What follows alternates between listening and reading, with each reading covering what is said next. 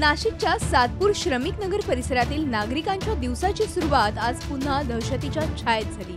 1.25 महिन्याच्या अंतरानं पुन्हा एकदा सातपूर पोलीस ठाण्याच्या हद्दीत अज्ञातांनी 5 ते 6 चारचाकी वाहनांना लक्ष्य करून गाड्यांची तोडफोड केली आहे। मध्यरात्री 2:30 ते 4:30च्या दरम्यान तोडफोडीची घटना घडली असावी असा अंदाज लावला जात असून त्या दृष्टीनं तपास सुरू आहे।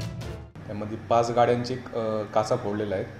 काही समोरच्या किंवा बाळाट्याच्या दगडाने काचा फोडलेल्या आहेत। त्या 5 गाड्यांचं नुकसान केलेलं आहे। तरी मग आपण त्यात 3 ते 4 जणांना सध्या संशय म्हणून ताब्यात घेतला आहे आणि लवकरच त्यातून CCTV फुटेज आणि तिथले लोकांचे आसपासचे याच्यावरून आपण लवकर त्यामध्ये गुन्हेगारांना अटक करू। वाहन तोडफोडीच्या घटनेनंतर पोलिसांनी परिसरातील CCTV कॅमेऱ्यांचा शोध घ्यायला सुरुवात केली आहे। त्या आधारे तपास सुकर होईल असा पोलिसांचा दावा आहे। मात्र या आधीच्या घटनेत CCTV फुटेज उपलब्ध असूनही पोलिसांना गुन्हेगार पकडण्यात यश आलेलं नाही। पोलिसांनी रात्री 2 ते 4च्या दरम्यान नियमितपणे गस्त मारावी तसंच चौकाचौकात बसणाऱ्या गावगुंडांवर कारवाईची मागणी इथले नागरिक करतायत।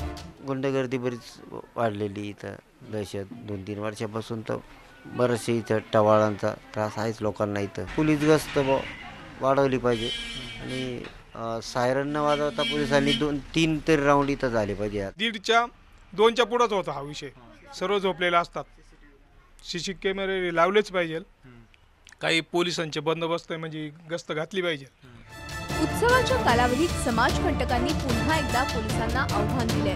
यातील आरोपी हाती लागतील असा दावा पोलीस जरी करत असले तरी त्यावर नाशिककरांना विश्वास नाही। जरी आरोपी सापडले तरी आज झालेलं हजारो रुपयांचं नुकसान आणि मनस्ताप कोण आणि कसा भरून देईल हा प्रश्न अनुत्तरितच आहे। मुकुल कुलकर्णीसह bureau report Zee media Nashik. Zee 24 तास रहा एक पाऊल पुढे।